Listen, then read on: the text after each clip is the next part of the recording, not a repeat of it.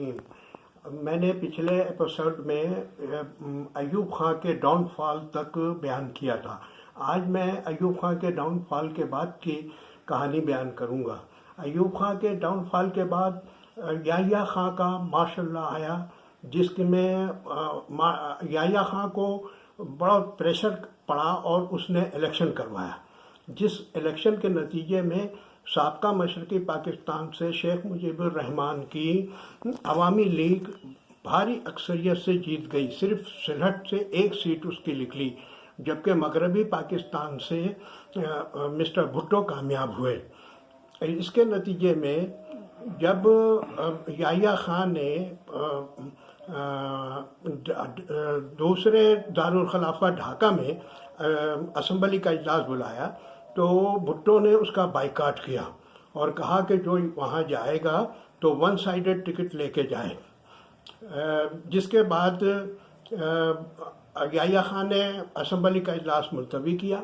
बंगाली बिल्कुल बेफर गए और वो जो हंगामे आराई शुरू हुई, तो फिर उसके बाद याह्या खान ने उनसे गुफ्तगू शुरू की।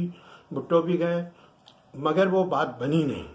ये कह रहे थे, भुट्टो कह रहे थे कि इक़्तिदार में मुझे भी हिस्सा दिया जाए, जबकि शेख मुजीबुर रहमान कह रहा था कि मेरी ओवरवेलमिंग मेजॉरिटी है, मैं किसी को हिस्सा नहीं दूंगा। इसके बाद हंगामा आराई बहुत बड़ी, तो याह्या खान ने ऑपरेशन क्लीन अप शुरू किया, जिसके नतीजे में बंगाली भाग भाग करके इंडिया चले गए और इंडिया ने उनकी फुल बैकिंग की। और इंडिया की बैक पर रशिया था। रशिया ने इनको जदीद तरीन हथियार दिए, जिसके नतीजे में जब जंग शुरू हुई इस पाकिस्तान में, तो वहाँ फ़ौज को और वहाँ जो बिहारी थे उनको बहुत नुकसान पहुँचा। वो लड़ रहे थे और बेमिसाल उन्होंने लड़ाई की, मगर हथियार इंडिया के पास बहुत सोफिस्टिकेटेड थे। वो MiG-21 थे उसके पास।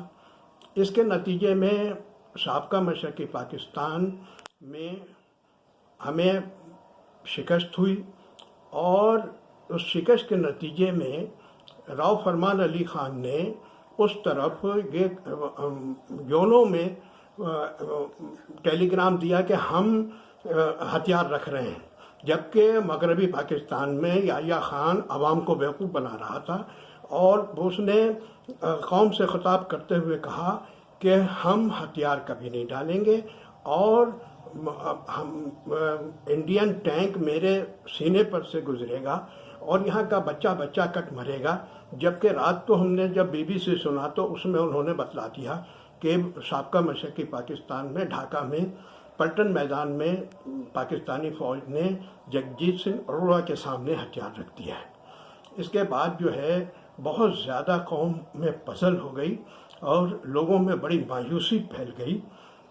मगरबी पाकिस्तान में भी तकरीबन 5000 किलोमीटर का इलाका भारत ने कब्ज़ा कर लिया था और जंग बंदी पर तैयार नहीं था, मगर अमेरिका ने तड़ी लगाई और कहा कि जंग बंद करो। लिहाजा जंग बंद किया और इंडिया ने उसके बाद मिस्टर भुट्टो जो है वो इक़्तिदार पे विराजमान हुए। मिस्टर भुट्टो जो थे ये एक बहुत ज़हीन आदमी था और इसकी जो लीडरशिप थी वो भी बहुत ऊंची थी। तो भुट्टो ने फिर आते ही सबसे पहले इंडिया का दौरा किया और इंडिया के साथ एक मुआहदा किया, शिमला मुआहदा जिसके नाम से। तो उसके तहत फिर 90,000 फौजी वापस आए और उसके बाद जो है इंडिया के साथ हमारे ताल्लुकात नॉर्मल होने लगे। इसके बाद जो है भुट्टो साहब ने एक बहुत फास्ट गलती ये की कि यहाँ पे सिंध में सिंधी को कौमी ज़बान करार दिया, जिसके नतीजे में सिंध के शहरी इलाक़ों में फसादात फूट पड़े। लसानी फसादात के नतीजे में बहुत ज़्यादा खून खराबा हुआ, जिसके बाद मिस्टर भुट्टो ने गुफ्त शनीद किया और उसी के नतीजे में फिर एक मुआहदा हुआ जिसके तहत 40% शहरियों को और 60% देहाती इलाके को मिला। इसके बाद भुट्टो साहब ने एक गलती और ये किया कि उन्होंने इंडस्ट्रियलाइजेशन को तकरीबन ख़त्म कर दिया, क्योंकि उन्होंने नेशनलाइजेशन कर ली। नेशनलाइजेशन के बाद फिर पाकिस्तान में इंडस्ट्रियलाइजेशन बिल्कुल तकरीबन ठप हो गई, जो कि अयूब खां के दौर पे इतने उरूज पर थी कि पाकिस्तान जापान के बाद दूसरे नंबर पर आता था। बहरसूरत भुट्टो ने बहुत अच्छे काम भी किए। भुट्टो ने सबसे बड़ा काम ये किया कि सबसे पहले यहाँ national identity card system rise हुआ। उसके बाद जो है भुट्टो ने 50 रुपए का पासपोर्ट किया। उससे पहले पासपोर्ट लेना जो शील्ड लाने के बराबर होता था।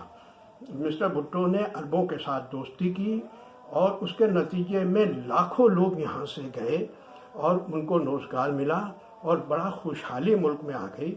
मिस्टर भुट्टो ने इस्लामिक समिट किया लाहौर में, बहुत धूम धड़का हुआ और पाकिस्तान का बड़ा दुनिया भर में नाम हुआ।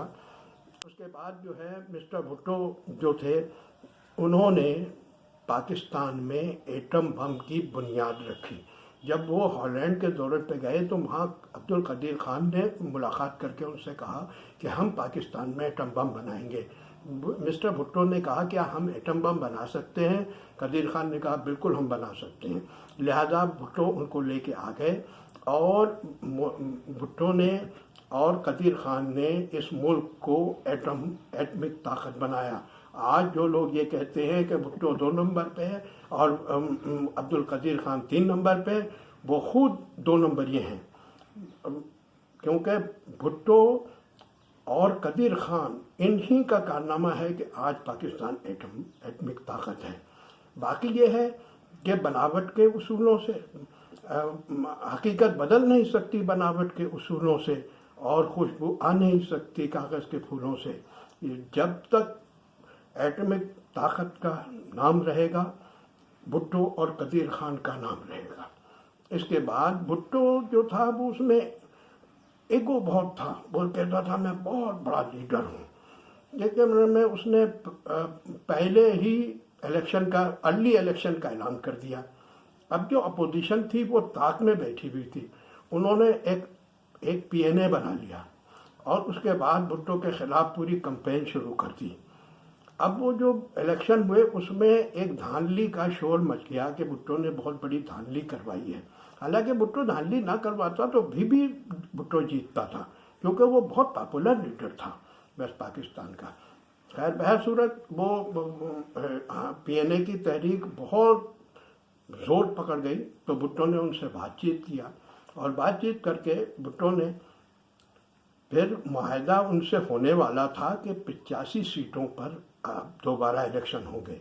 मगर भुट्टो जब सब कुछ तैयार हो गया तो भुट्टो चला गया लीबिया के दौरे पे, और उसकी वजह से फिर पीएनए ने इतना शोर किया कि भुट्टो ने हमारे साथ दगाबाजी किया है। लिहाजा वो तहरीक इतनी बढ़ गई कि पानी सर से ऊपर हो गया। भुट्टो जब आया तो बहुत ज़्यादा उसने यहाँ पर ही गड़बड़ देखी, खून खराबा बहुत ज़्यादा हुआ। तो भुट्टो ने फिर अपनी तरफ से ऐलान किया, क्योंकि इनका जो पीएनए का था इस्लाम निज़ाम मुस्तफ़ा की तहरीक थी, तो भुट्टो ने ऐलान किया कि जुमे की छुट्टी और शराबबंदी। मगर फिर भी मसला नहीं रुका और बहुत ज़्यादा हंगामे बढ़े। फिर भुट्टो साहब ने केयर नहीं किया, ज़ियाउल हक को मौका मिला और ज़ियाउल हक ये जो लीबिया के दौरे पे गए तो ज़ियाउल हक को मौका मिला। ये तहरीक बहुत ज़्यादा बढ़ गई तो ज़ियाउल हक ने उनकी हुकूमत का तख्ता उलट दिया। अब जब हुकूमत का तख्ता उल्टा तो मिस्टर भुट्टो जो थे वो बेबस हो गए और उनके ऊपर एक मर्डर का केस बनाया कि इनके हुक्म से ये मर्डर हुआ मियाँ अहमद अली कसूरी का, जो नवाब कसूर थे। तो वो पीपल्स पार्टी में ही थे। तो जब वो शोर हुआ तो फिर उसके बाद जो है ज़ियाउल हक को लोगों ने समझाया, ये सियासतदान जो रखते सियासतदान है, इन्होंने जाके सिखाया कि देखो कब्र एक है और मुर्दे 2 हैं। तो ज़ियाउल हक को बोला कि इसको साफ करवा दो, लिहाजा ज़ियाउल हक ने भाई उरुक और भाई कुरुक भुट्टो के ख़िलाफ़ मुकदमा जो है वो चलवाया और इनको फांसी की सज़ा दिलवा दी। भुट्टो को जब फांसी दे दी गई तो ज़ियाउल हक के हालांकि पूरी दुनिया की ताकत ये कह रही थी कि इसको इसको फांसी नहीं दो, इसको हमें दे दो। अरब तो यही कह रहे थे कि हमें दे दो, मगर ज़ियाउल हक ने नहीं दिया। अच्छा, भुट्टो जो था बड़ा ज़हीन आदमी था और उसने पाकिस्तान के लिए काम भी बहुत अच्छे किए। ये नहीं है कि भुट्टो ने वो किया, मगर भुट्टो पर 2-3 इल्ज़ामात लगे। जो एक तो पाकिस्तान तोड़ने का था कि उसने पोलैंड की करारदाद फाड़ दी। हालांकि पोलैंड की करारदाद न फाड़ता तो जंग बंदी हो जाती और कोई रास्ता निकलता। और मेरा भी कहना ये है कि इसमें कोई बाइज्जत सेटलमेंट किया जाना चाहिए था बंगालियों के साथ, ताकि ये जो था इतना ज़िल्लत नहीं होती बाइज्जत तौर पे, क्योंकि हर कोई समझ गया था कि बंगाली अब हमारे साथ नहीं रहेंगे, क्योंकि उनके मुतालबात बहुत ज़्यादा बढ़ गए थे। तो और हम उनको हुकूमत देने के लिए तैयार नहीं थे, साफ और वाज़ेह बात है, क्योंकि हम ये कहते थे कि अगर बंगालियों को हुकूमत दे दी तो हमारा क्या हो बनेगा। लिहाजा वो जो था, जब इस पाकिस्तान अलग हो गया तो फिर भुट्टो ने इस मुल्क के लिए काफ़ी काम किया और इस मुल्क को दोबारा अपने पैर पे खड़ा किया। जब ये जंग बंद हुई थी, लोग इस कदर पजल थे, इस कदर मायूस थे, मगर भुट्टो ने फिर कौम को, मुल्क को रिवाइवल किया और उससे जो था इसको इकोनॉमिकल भी, क्योंकि अरबों से के बड़ी इमदाद आ रही थी और लोग जा रहे थे, अरबों डॉलर आ रहा था अरबों की तरफ से, तो उससे पता नहीं लगा। जब भुट्टो को फांसी दे दी गई तो एक खला पैदा हुआ भुट्टो ख़ानदान में। बेनज़ीर की शादी ज़रदारी से की गई। हालांकि अगर भुट्टो ज़िंदा होता तो ये ज़रदारी भुट्टो के घर के सामने से नहीं गुजर सकता था, इसकी वो फेटी लगवा देता, भुट्टो के इसका दिमाग दुरुस्त हो जाता, क्योंकि इनके बाप को उसने वली खां के साथ गद्दारी के मुकदमे में अंदर करवाया था। ये इस मुल्क में तो किसी गद्दार को सज़ा हुई नहीं, किसी चोर डकैत को सज़ा हुई नहीं। इस वजह से इस मुल्क में गद्दारों और बदमाशों की तादाद इस कदर बढ़ गई है कि आज तो मुल्क के सर्वाइवल का मसला आ गया है। लिहाजा जब ज़ियाउल हक ने भुट्टो मुखालफत में ये वली खां वग़ैरह को रिहा कर दिया, हालांकि इन्होंने गद्दारी की थी, इससे कोई ढकी छुपी बात नहीं है, पाकिस्तान की मुखालफत की थी। बहरसूरत भुट्टो को फांसी दी गई तो ये ज़रदारी जो है उनके घर में घुसपैठिया बन गया, घुसपैठिया है ये। इसका भुट्टो ख़ानदान से कोई ताल्लुक़ नहीं है। भुट्टो अगर होता तो बखुदा ये उसके घर के सामने से नहीं गुजर सकता था। ये इनका और भुट्टो का कोई मुकाबला ही नहीं है। बहरसूरत ये जब शादी का हुआ तो एहतरामुल हक थानवी साहब ने, जो पीपल्स पार्टी के थे, और उन्होंने भुट्टो के कत्ल, उस पर फांसी पर, कराची की मेमन मस्जिद पर, वो वाहिद शख्स था जिसने मुजाहरा किया था भुट्टो की सजाए मौत के ख़िलाफ़, उसको मारा पीटा भी गया था।